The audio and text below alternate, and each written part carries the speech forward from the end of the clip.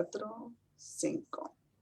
Muy buenos días, amigos del INCA. Es un gusto tenerlos nuevamente en nuestro Facebook Live, donde siempre tratamos de traer a personas muy enfocadas en lo que hacemos, abiertas a todas las posibilidades. Hoy tenemos una invitada de lujo que ahorita les voy a presentar, ¿sí? El tema de hoy, pues, es ese enfoque, pues, natural, que ella da, homeopático. Entonces yo creo que eso va a enriquecer muchísimo todos los conocimientos que como padres vamos adquiriendo para ayudar a nuestros hijos, ¿sí? Voy a decirles algo de las credenciales de la doctora Graciela Varela. Ante todo, bienvenida, Graciela, de verdad es un honor tenerte aquí, ¿sí?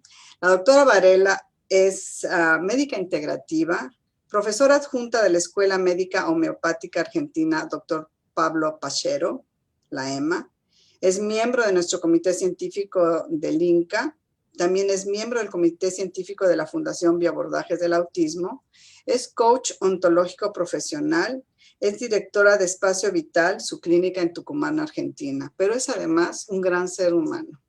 Es una persona que sabe escuchar, porque no todos tenemos el don de saber escuchar, pero ella sabe escuchar y decir lo que necesitas escuchar en ese momento, como sea que le quieras preguntar algo del autismo o si le quieres decir algo de tu corazón. Ella te va a escuchar siempre. Tuvimos la oportunidad de trabajar juntas, de hacer un proyecto juntas con Linca, el Congreso en Tucumán, que me contó Tucumán. Compartimos ese trabajo, pero también compartimos la mesa, el pan y el delicioso vino argentino. Y sin más, las dejo en muy buenas manos. Graciela, gracias por estar aquí. Al final, pongan todas sus preguntas. Yo sé que muchas personas nos ven ya después cuando queda grabada. Los que están en vivo, pues tienen la oportunidad de preguntarnos en vivo y que les contestes en vivo. Entonces, si tienen alguna pregunta, me las van dejando aquí en el Facebook y al final de la conferencia se las pasaré a la doctora. Y sin más, me apago, te dejo micrófono y cámara y nos vemos al ratito. Bueno, muchísimas gracias, Leticia. Bueno, hola a todos. Gracias por tus palabras. Yo siento una gratitud inmensa por Linca, siempre lo digo. Tanto vos como Cecilia son mis mentoras, maestras, las admiro como mamás, como mujeres, como científicas, y todo el aporte que han hecho desde el INCA, con todo el equipo, el comité científico, es grandioso. La verdad que me han abierto las puertas y las ventanas también para poder mirar mucho más allá de donde yo estaba pudiendo mirar y sabía que lo necesitaba. Así que, bueno, para mí es un placer estar acá y recuerdo todo ese trabajo que hemos hecho para que vengan a Tucumán, un sueño cumplido, y ha sido un honor tenerlos en mi casa, al doctor Covarrubias también. La verdad que fue una hermosa cena. Y acá estamos con este tema que he preparado. Quiero decirles que voy a tratar de brindar en el tiempo programado todo lo que pueda. Para eso preparé unas presentaciones, tengo armado unas presentaciones, voy a mostrar algunas imágenes, pero también quisiera fluir un poco con todas las necesidades, las inquietudes del público que ahora está escuchando, dar un espacio para las preguntas. Así que mi propuesta sería así, hacerlo un poco conversado y un poco a través de imágenes. Y bueno, lo que tengo para mostrar es este trabajo que estoy haciendo con un abordaje biomédico y a la vez desde la medicina integrativa, las medicinas llamadas a veces complementarias como la homeopatía y otras terapéuticas. Yo me aboco fundamentalmente a la homeopatía, a la naturopatía, utilizo además de los clásicos, por ejemplo, suplementos y todo lo que se hace dentro del abordaje biomédico, ¿no? Poder determinar cuáles son los trastornos metabólicos, inmunológicos, endocrinológicos, los polimorfismos y todo lo que, la información que nos pueden brindar todos los estudios complementarios y la clínica que es soberana para poder acompañar a ese paciente, y en algún momento, por supuesto, se le da la suplementación específica.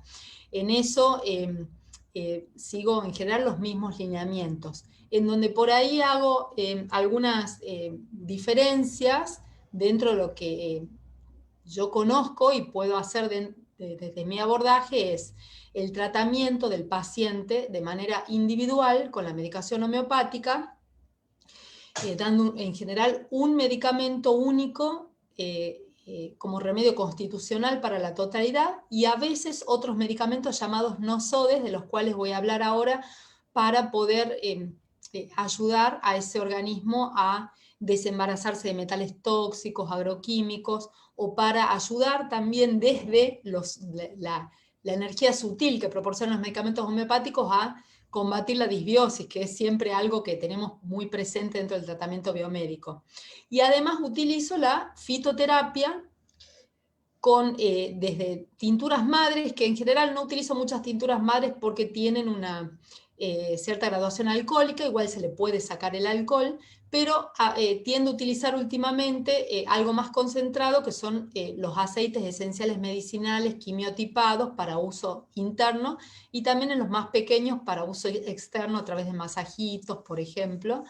Bueno, o extractos secos también utilizo. Más las técnicas de depuración, de desintoxicación corporal, que ya vamos teniendo bastante experiencia acá con los pacientes, y a veces primero con los papás, que como debe ser, ¿no? Por ejemplo, la hidroterapia colónica. No de entrada se puede hacer a un niño o a un joven, sobre todo cuando hablamos de autismo, que es como hay que ser mucho más cuidadoso para abordarlo, entonces no siempre se puede hacer de entrada y en todos los pacientes una hidroterapia colónica, pero sí cuando se puede hacer y cuando arrancan primero mamá, papá, los resultados son hermosos, y sobre eso también puedo compartir. Eso así a grandes rasgos como introducción para poder ir puntualmente a mostrar algunos temas que tengo preparados. Bien, acá está la presentación. En el prólogo, en el prefacio del libro de Medicina que Cura, el libro que escribí con el doctor Luis de Tinis, está este cuento mítico de la tradición sufí, siempre tratando de proporcionar algunas enseñanzas, se fueron transmitiendo estos cuentos, y Nasruddin es un personaje que está presente en muchas historias. En esta historia explico, la cuento brevemente. Nasruddin dicen que estaba buscando algo bajo un farol a la noche, una noche cerrada, oscura, y bueno, llevaba mucho tiempo buscando. Entonces pasa un vecino que lo venía observando ya desde hace un tiempo y le dice: Nasruddin, ¿qué estás buscando? ¿Te puedo ayudar? Y le dice: sí, estoy buscando las llaves de mi casa, no puedo entrar. Entonces, bueno, se ponen a buscar juntos, y después de un tiempo infructuoso, porque no hallaban nada, el vecino le pregunta a Nasruddin: ¿estás seguro de que la perdiste acá? Y él le dice: pues no, la perdí por allá, un poco más lejos. ¿Y qué hacemos entonces buscándola acá? No, lo que sucede es que acá hay más luz. Entonces, esto nos lleva a reflexionar que muchas veces buscamos solo donde está puesta la luz, donde está puesto el foco. Y cuando ya no estamos obteniendo los resultados que necesitamos, es importante, en todo caso, ver cómo hacemos para arrojar luz en otros lugares donde hay oscuridad, y así poder encontrar nuevas maneras, nuevos paradigmas, nuevos enfoques para poder llegar al resultado que queremos, ¿sí? Y en este caso, tenemos que tener la noción del terreno biológico también, porque a veces esto viene del viejo paradigma que todavía está vigente en lo que podríamos llamar la mirada de la medicina hegemónica, ¿no? A veces el enfoque es simplista, mecanicista, vemos el cuerpo como una máquina, se desajusta tal o cual parte y hay que ajustarla, o hay que dar una sustancia para ir directamente a eso puntual que está pasando. Ahora, si vemos solamente el árbol, ¿no? Desde esta mirada mecanicista, vemos la partecita, la mínima parte, y no estamos viendo todo el bosque, o sea, todo el terreno biológico, entonces quizás estamos como buscando solamente donde está la luz, e intentando alternativas terapéuticas donde está la luz puesta, pero está faltando todo el otro enfoque para ver si está enfermo ese árbol, que está pasando con el bosque. Entonces, este terreno, esta noción de terreno biológico es una visión más holística, integrativa, y acá hablamos de que este terreno es propio de cada persona, individual. Entonces no hay una receta, una fórmula para todo el mundo. Cuando vemos la totalidad de la persona y su entorno, ahí es donde podemos definir un esquema terapéutico que va a ser parte de un proceso evolutivo también, porque somos seres impermanentes, ¿no? O sea, todo va cambiando, todo se va modificando y de acuerdo a las condiciones. Entonces, con un proceso terapéutico en donde modifico inicialmente ciertas condiciones, después voy a encontrar en 2 o 3 meses o el tiempo que se haya pautado un paciente que en parte es igual y en parte es diferente, ¿sí? Y entonces, de nuevo, evaluar todo ese terreno biológico me va a permitir pasar a la segunda instancia, que es lo que siempre enfatizamos, ¿no? Se enfatiza desde el INCA esto de comprender que estamos hablando de un proceso evolutivo que lleva años el tratamiento y se va haciendo de manera escalonada, y siempre conociendo todo el terreno que podamos conocer para que podamos ser más certeros en la terapéutica. Y aprovechar estas fuerzas naturales, ¿no? Hipócrates hablaba de la Vix Naturae Medicatrix, ese poder que tiene la naturaleza y que nosotros poseemos en nuestra biología, de cuando se ponen en marcha de pronto los mecanismos biológicos que nos permiten reparar, desintoxicar, sanar. Entonces permitimos poner en marcha esa Vix Naturae Medicatrix y ya de por sí se van haciendo solitas las cosas adentro. Ya de pronto, o sea, no es que es necesario hacer todo junto, todo de una sola vez, millones de cosas, no, porque cuando damos lo necesario para cada paciente en el momento preciso, ya se pone en marcha esa Vix Naturae Medicatrix que de pronto ya va a hacer que desintoxique más el cuerpo, ya va a propiciar la eliminación de metales tóxicos, oxalatos y demás. Entonces, una cosa, un pasito ya lleva a otro y se produce una sinergia que permite que entremos en esa espiral ascendente de la recuperación, tanto del cuerpo como de la mente, ¿sí? Porque reforzar el terreno permite que podamos optimizar todas las condiciones para que mejore o se recupere nuestra salud cuerpo-mente. Y acá, bueno, ya voy a hablar después un poquito de la homeopatía. Quiero, siempre, yo tengo muy presente un video que creo que sigue en Vimeo de la doctora Leticia Domínguez, en donde habla de todos los factores a partir de los años 80 que posiblemente generaron la epidemia de autismo, ¿no? Y creo, ahí Leti, vos te preguntás me parece que en ese video, porque vi varios, te preguntás qué hubiese pasado si esos 11 primeros niños que vio Kanner hubiesen también sido vistos por algún médico naturista, algún médico de familia, un médico generalista, un pediatra. Entonces a mí me empezó a también esto generar más imaginación y me preguntaba qué diría un médico naturista, qué diría un médico chino, qué diría un médico ayurveda, y de todas estas medicinas que forman parte de las medicinas integrativas podemos tomar algunos conceptos para sumar al tratamiento biomédico. Por ejemplo, dentro de lo que es la medicina naturista, ¿qué dicen los naturistas o naturópatas? La enfermedad solo puede desaparecer al corregirse sus verdaderas causas, sus referidas transgresiones a las leyes naturales de la vida sana. Tenemos mucho por ver acá, ¿no?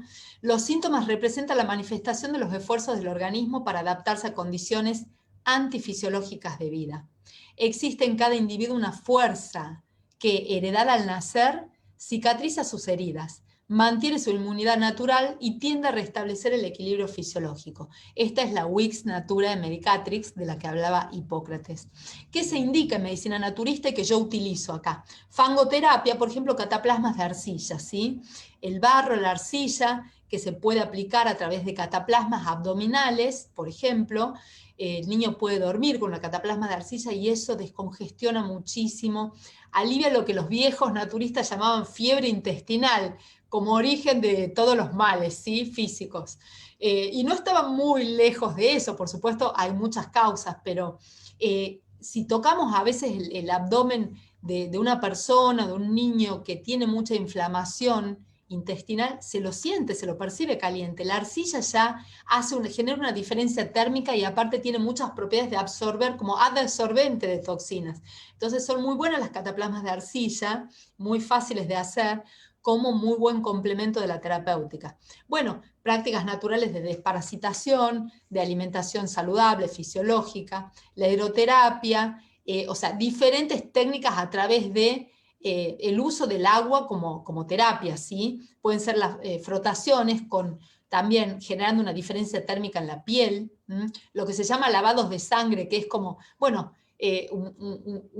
un concepto moderno de los lavados de sangre son los saunas, por ejemplo, y baños vitales y otro tipo de prácticas de hidroterapia que permiten eliminar toxinas sobre todo. La fitoterapia, los baños de sol fundamentales, el agüita de mar y el reposo adecuado y la paz espiritual. Un médico chino también puede ver la predisposición, el terreno energético, influido por factores ambientales, dietéticos, emocionales. Se habla desde ahí de los TEA como si correspondieran especialmente a los trastornos del ki del corazón. Y el ki del corazón, el corazón se complementa con el intestino delgado, ¿sí? En el movimiento fuego. Entonces, la fisiología energética del corazón no solo implica las funciones cardiocirculatorias, sino también la mente y la conciencia. Entonces, desde ahí se puede indicar electroacupuntura. Bueno, es difícil abordar con electroacupuntura y acupuntura tradicional, pero por ahí puede haber digitopuntura, más los cambios necesarios en la dieta, la estimulación de las funciones y todo lo que la medicina china aporta en términos de la alimentación también, yin, yang. Ahora, después podemos hacer un paréntesis aparte, ¿no? Porque hay que tener en cuenta tantas cosas cuando hablamos de la dieta, porque podemos hablar de una alimentación desde la medicina ayurvédica o desde la medicina china o desde el naturismo, pero si también tenemos que tener en cuenta las intolerancias, los oxalatos, tenemos que ver qué es lo que debemos priorizar para que se pueda llevar a cabo una dieta con base biomédica adaptada para cada persona con su constitución individual y sin los elementos que le pueden hacer mal a ese paciente, ¿sí? Bueno, un médico ayurveda también puede hablar del autismo vinculado a un mal funcionamiento del aparato digestivo, la digestión defectuosa con mala absorción debido a enzimas digestivas ineficientes, exceso de ácidos o de hormonas que alteran el acné, que es el fuego digestivo. Son diferentes maneras de referirse, creo, a un lenguaje común que estamos utilizando todo, parados en distintas perspectivas, pero mirando cada vez más hacia lo mismo, ¿sí? Alteración linfática o desrotas, que son los canales de depuración, exceso de AMA, exotoxinas, químicos alimenticios, contaminantes ambientales, tabaco, etc. Los agentes patógenos y toxinas liberadas son absorbidos desde el aparato gastrointestinal y migran a través de la circulación sanguínea hacia el cerebro. Y bueno, y el médico ayurveda también indica, además de alimentación saludable, actividad física adecuada, técnicas para disminuir el estrés y aumentar las defensas, y diferentes técnicas de desintoxicación con hierbas y masajes, ¿no? Los masajes ayurvédicos son fantásticos. Podemos decir desde la psicoinmunoneuroendocrinología que el equilibrio en la red de mensajes es igual a salud. ¿Sí? Están estrechamente unidos el sistema nervioso con el sistema endocrino, el sistema inmune y el sistema nervioso. Y ahí deberíamos hacer un circulito que englobe todo, ¿no? Mostrando la microbiota, cómo tiene estrecha relación con cada uno de estos sistemas y cómo hay una comunicación bidireccional y una influencia muy importante de la microbiota en los mismos. Entonces, si hemos dicho que el equilibrio en la red de mensajes es igual a salud, el desequilibrio en la red de mensajes es igual a enfermedad. Y acá el eje microbiota, intestino-cerebro juega un rol fundamental. Entonces, desde el enfoque tradicional, ¿sí? Atendemos a la conducta, la emocionalidad, el lenguaje, lo social, y eso es fundamental, es muy importante. Acá juegan un rol principal, bueno, la familia, los docentes, los terapeutas diferentes, las distintas áreas de la salud. Y el enfoque biomédico se ocupa de toda la base de esta pirámide, ¿no? Para que justamente lo que está en el vértice pueda estar mejor sostenido y funcione en condiciones óptimas. Y los homeópatas agregaríamos esto, ¿no? el equilibrio de la fuerza vital o energía vital, que mejora todo lo que es el terreno, cuerpo-mente, para que se optimicen todas las condiciones. La homeopatía nace a partir de la genialidad de un médico alemán, Samuel Hahnemann, que nació en Meissen, Alemania, en 1755 y falleció en 1843. Considera el ser humano como una unidad psicofísica integrada armónicamente. Y tenemos los homeópatas un arsenal terapéutico, más de 3.000 medicamentos en lo que llamamos materia médica homeopática. Y todos, estos medicamentos, la mayoría han sido logrados con experimentaciones en hombres sanos, que es lo que llamamos patogenesia, ¿sí? Y el registro de todos los signos y síntomas que produce esa interacción del medicamento homeopático con la persona. El enfoque siempre es individual y personal.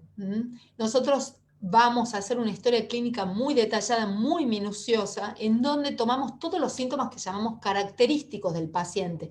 Tenemos en cuenta no solo los síntomas que hacen un diagnóstico clínico, que sí son muy importantes, sino también características de la transpiración, por ejemplo, en algunos más acuosa, en otros más aceitosa, en otros tiene un olor muy fuerte, o en las axilas o en los pies, unos transpiran solo de noche, cuando duermen y mojan toda la almohada, las sábanas, otro más de día, y cuando hace frío en vez de cuando hace calor. Algunos tienen deseos y aversiones alimenticios muy marcados, más allá de lo que es la selectividad alimentaria, o el craving, el deseo de sal propio del desgaste adrenal. Hay cosas como sutilezas dentro de lo que es el registro de los síntomas del paciente, así generales, propios, individuales, muy característicos, que permiten elegir un medicamento homeopático para ese paciente, para la totalidad de los síntomas característicos, ¿sí?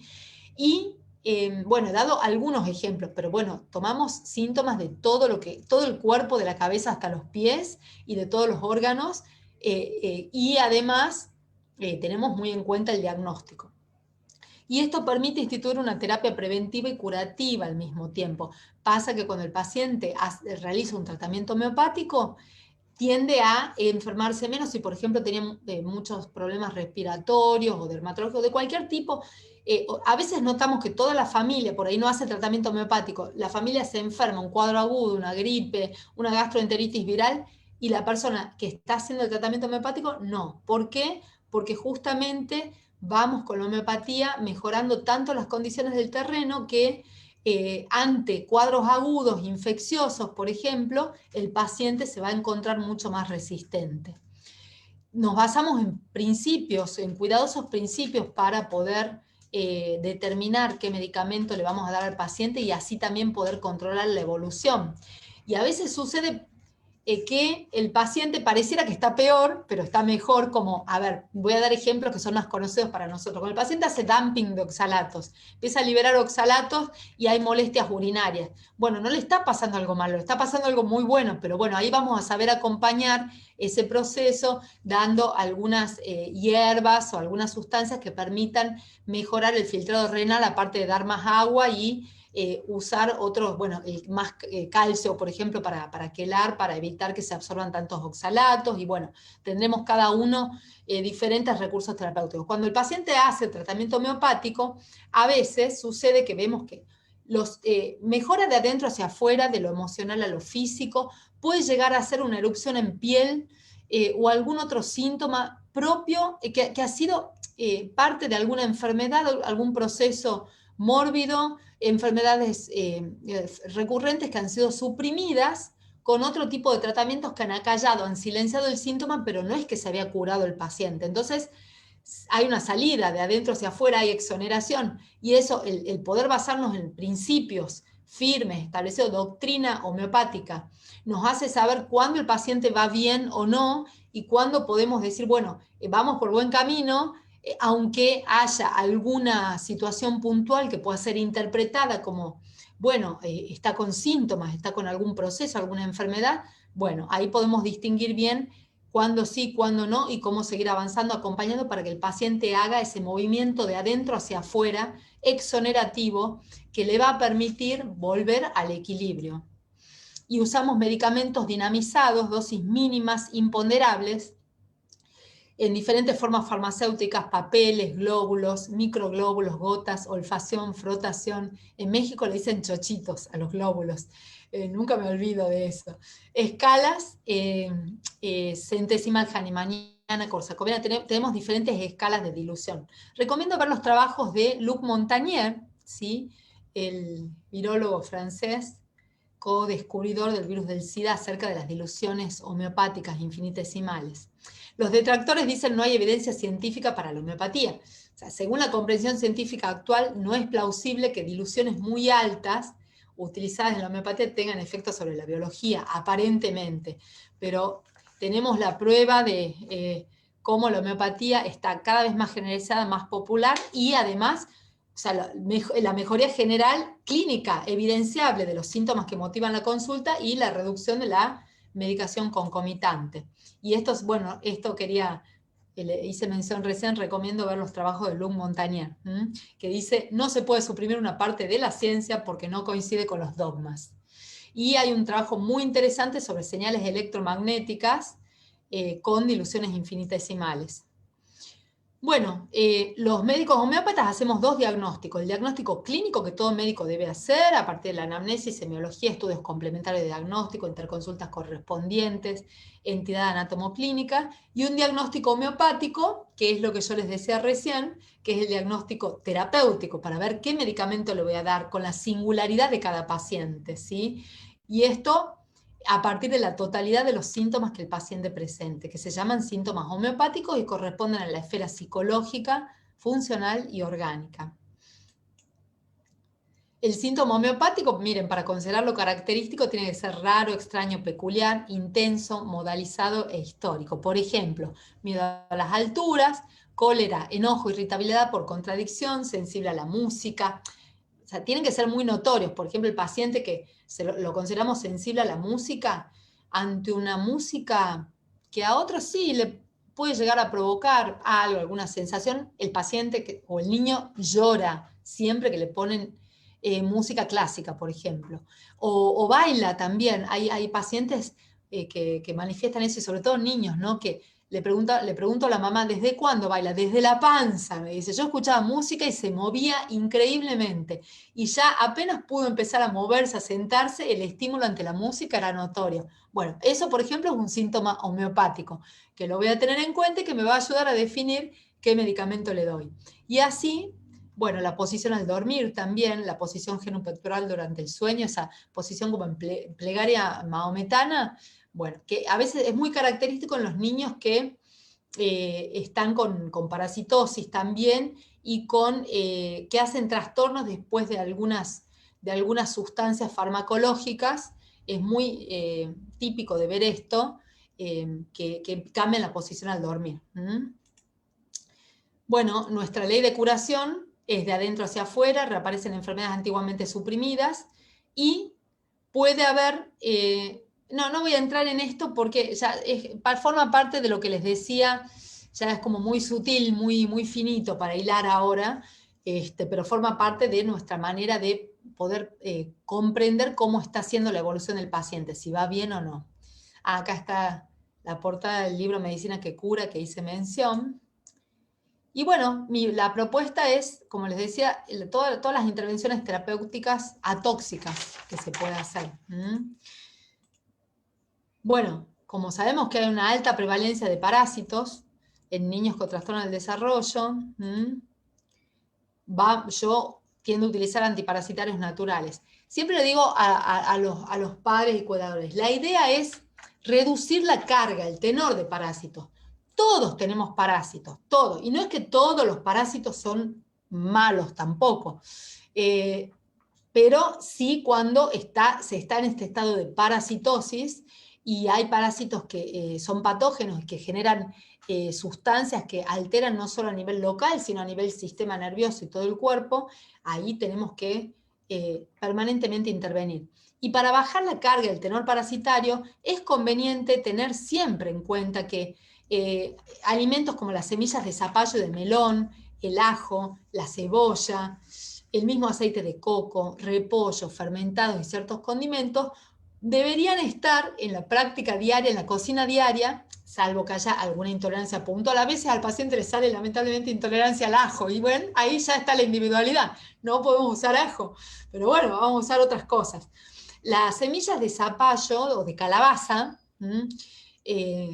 y de melón se pueden usar como leches, licuados. Yo siempre digo, ¿para qué desperdiciar las semillas que están adentro del melón, que ya están hidratadas, activadas? ¿Vieron cómo tenemos que activar las semillas para hacer las leches?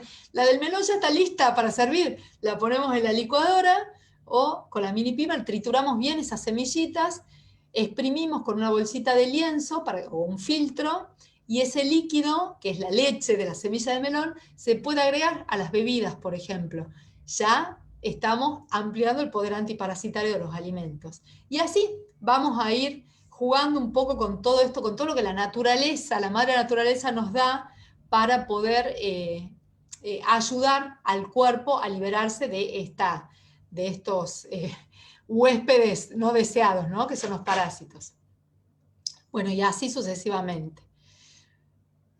También se puede usar las diatomeas, el propóleo, la arcilla, que vieron que muchos animales comen tierra, ¿no? Y cuando están parasitados más todavía. Bueno, la arcilla también va a ayudar a disminuir la inflamación interna y a eliminar los parásitos.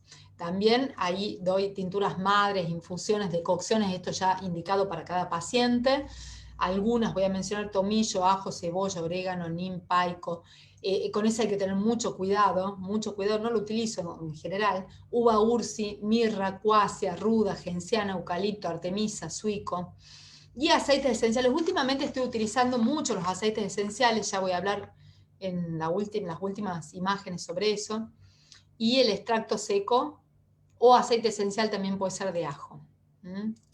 Bueno, para el die-off se pueden utilizar diferentes hierbas también, dependiendo también del paciente. No son para todos los baños con sales de Epsom, pero en general se las indica, salvo excepciones. Diferentes tinturas madres, cola de caballo con diente de león, cardomariano, melisa, valeriana, y le agregaríamos el Lepidium latifolium, que es rompepiedras también. Bicarbonato de sodio, carbón activado. Bueno, vamos viendo un poco las diferentes alternativas terapéuticas según cada paciente y lo que tenga a disposición. Para cándida, sobre todo, se usa ajo, jengibre, tomillo, clavo, orégano, cebolla, canela, cilantro, propóleos, extracto de semillas de pomelo. Tenemos 3 grandes aliados para ayudar a sacar tóxicos del cuerpo, metales tóxicos, sobre todo la zeolita, la bentonita, la clorela, que es una microalga, que además de aportarnos nutrientes esenciales, micronutrientes esenciales, también ayuda a desembarazarnos de tóxicos. Y acá les quiero hacer mención de lo que dije al comienzo, los nosodes homeopáticos. Además de dar el medicamento homeopático como remedio constitucional, y yo en general me baso en la homeopatía unicista, ¿sí? Solo que a veces doy además algunos medicamentos, algunos nosodes, como el Candidinum, Colibacilinum, Clostridium, Streptococcinum, Ascaris oxurus y demás, que son estos mismos patógenos en ultradiluciones, ¿sí? Para poder ayudar al cuerpo a registrar, lo quiero decir simple, de manera simple, registrar una información para que ya no seamos tan buenos hospedadores de estos patógenos, ¿sí? Ya como que nuestro cuerpo los va rechazando.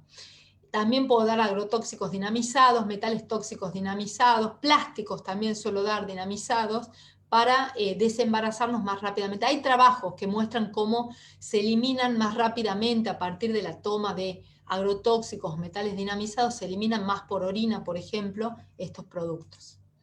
Bueno, y acá vamos a ver algunos aceites esenciales que utilizo, les voy contando. ¿Cómo uso los aceites esenciales? Uso solamente los aceites puros, quimiotipados, que sé bien qué sustancia, qué tipo de diferencias, porque, o sea, a ver, por ejemplo, el tomillo puede tener quimiotipos diferentes, tomillo tuyanol, tomillo timol, de acuerdo a la composición que va variando según de dónde se haya extraído la planta, el tipo de planta, la altura, el clima.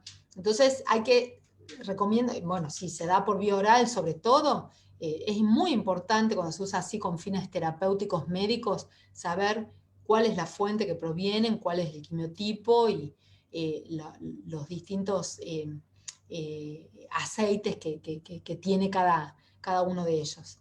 Entonces, como antiinfecciosos de amplio espectro, utilizo orégano, clavo de olor, canela de Ceilán, el árbol de té, el tomillo timol. Como inmunoestimulantes, rabinsara, eucalipto, orégano, clavo, árbol de té. Saro no utilizo, no lo he llegado a utilizar, podría después ver.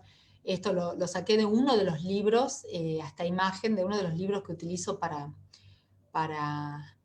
guiarme para el tratamiento.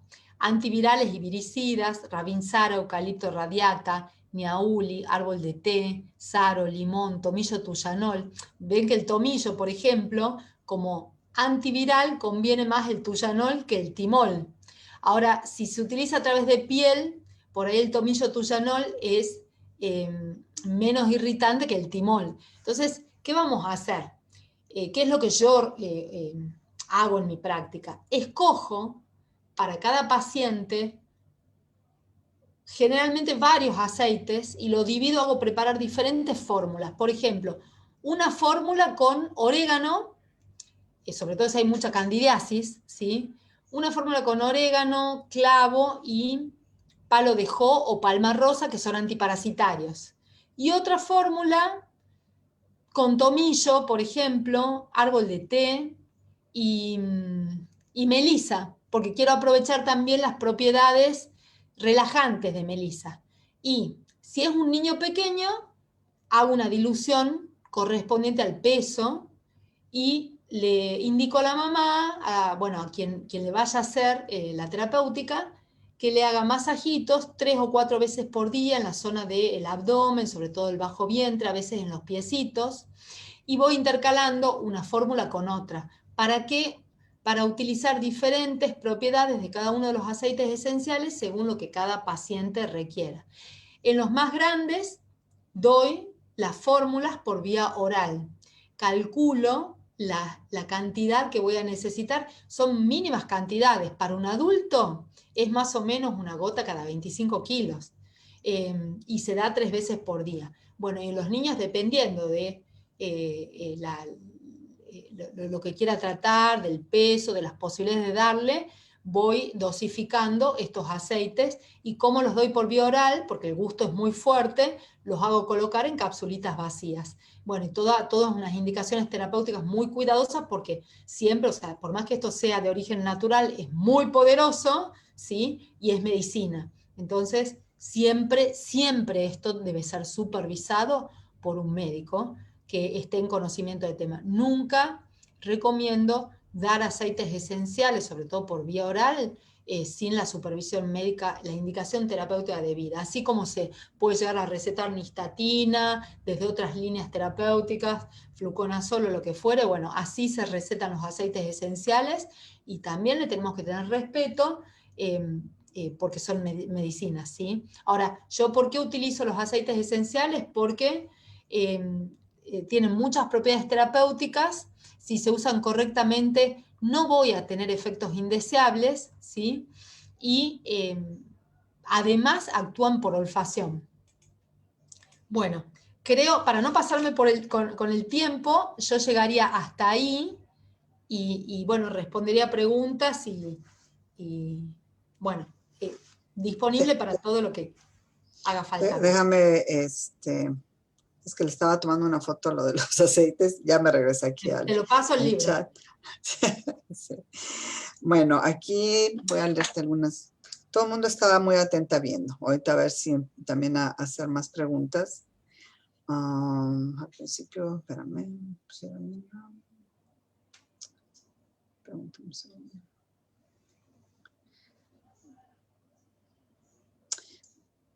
Habían preguntado sobre la dieta paleo. Espérame un segundo.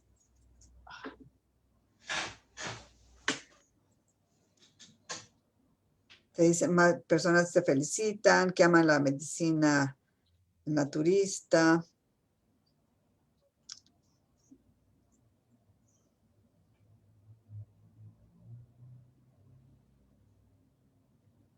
Están viendo muy atentas. Gracias. Dice, ¿cómo hacer una dieta cuando el niño se rehúsa a comer? El niño es violento y solo come 4 cosas. Gracias. Bien, qué tema, qué pregunta. La verdad que es un gran desafío permanente para todos nosotros, ¿no?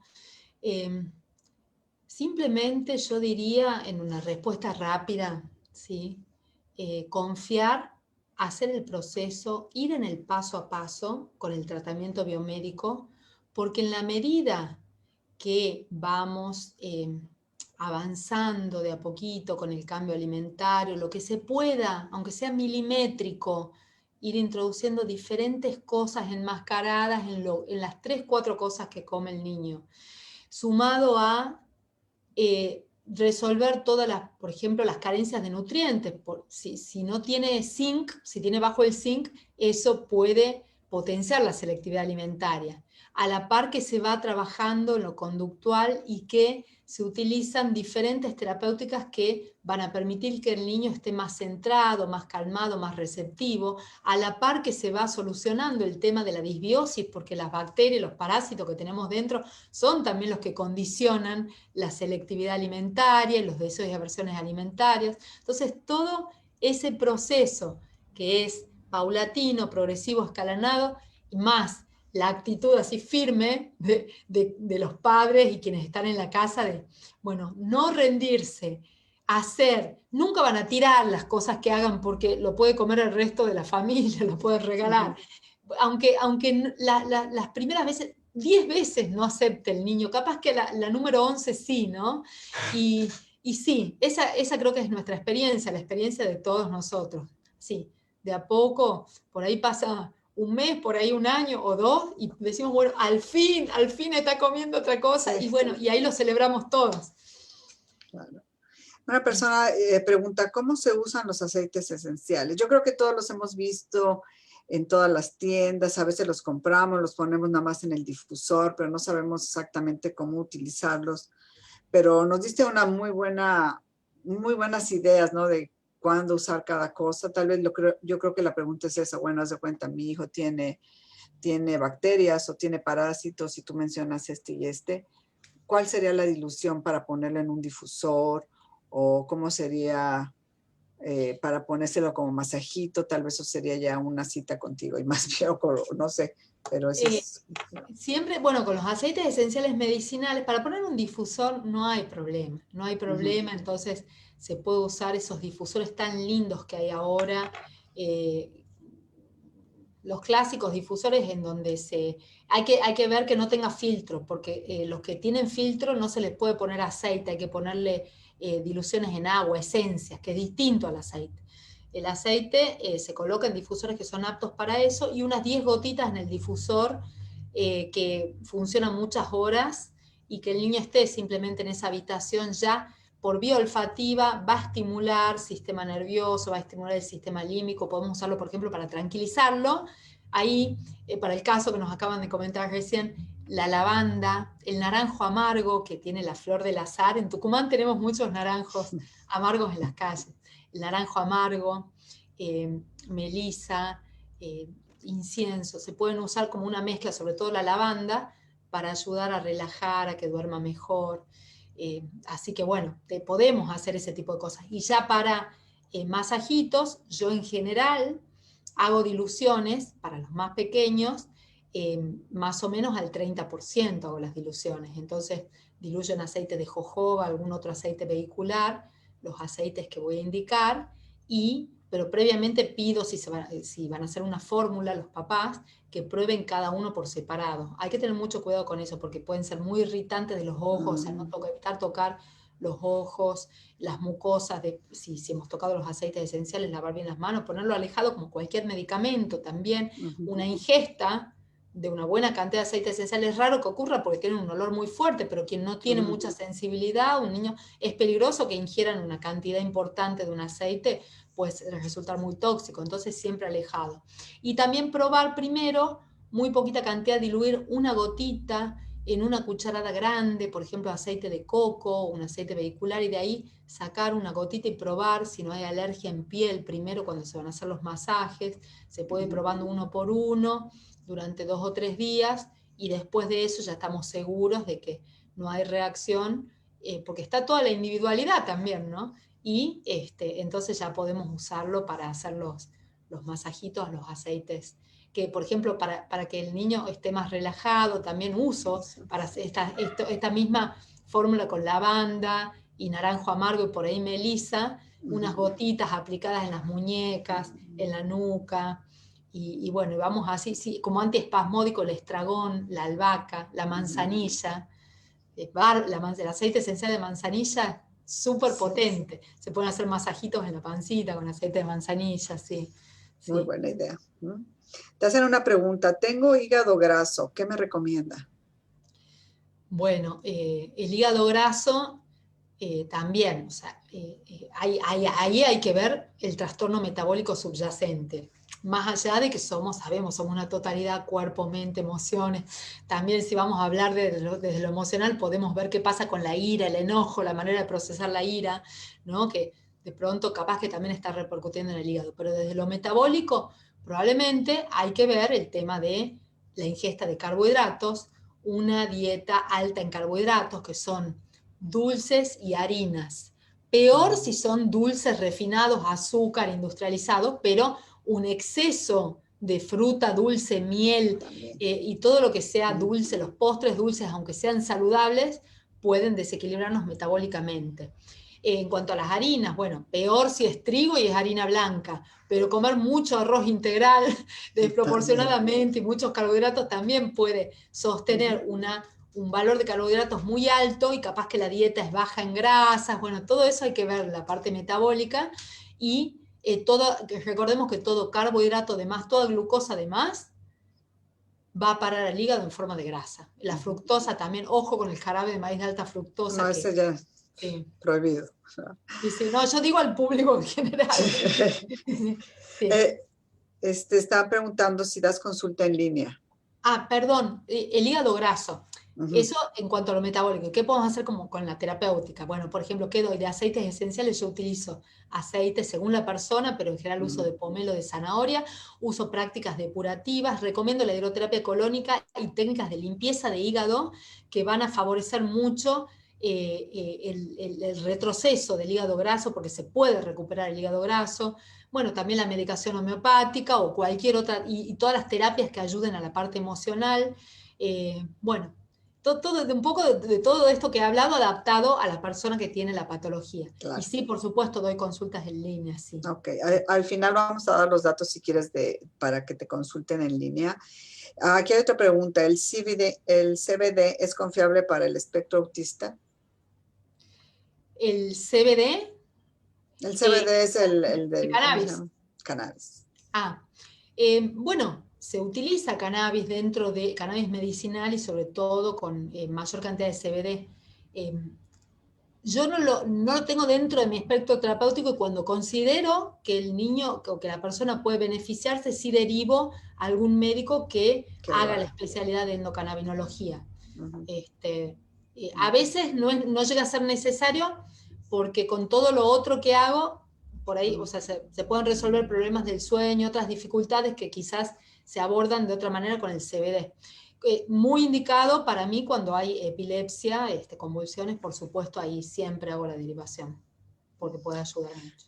Otra pregunta dice, ¿cómo sacar metales pesados como el mercurio en un niño de 9 años? Bueno. Uy, da para otra conferencia. De una manera, sí, exacto. Fue de una manera muy general. Bueno, yo creo que eso es como parte o consecuencia de un tratamiento, cuando sea capaz de excretarlo, ¿no? ¿Querés decir algunas palabras, Leti, sobre esto, y después cualquier cosa hago también me aporte? No, te están preguntando a ti. Bueno. Yo digo, yo entiendo que es una pregunta que es como para que da mucho, ¿no? Para responder, porque yo sé que tu tratamiento va enfocado a que el organismo trabaje por sí mismo y sea capaz de excretarlos. Exacto. Imaginemos al ser humano como un gran recipiente, así como un vaso gigante, que tiene agua, que puede ser agua cristalina o agua turbia.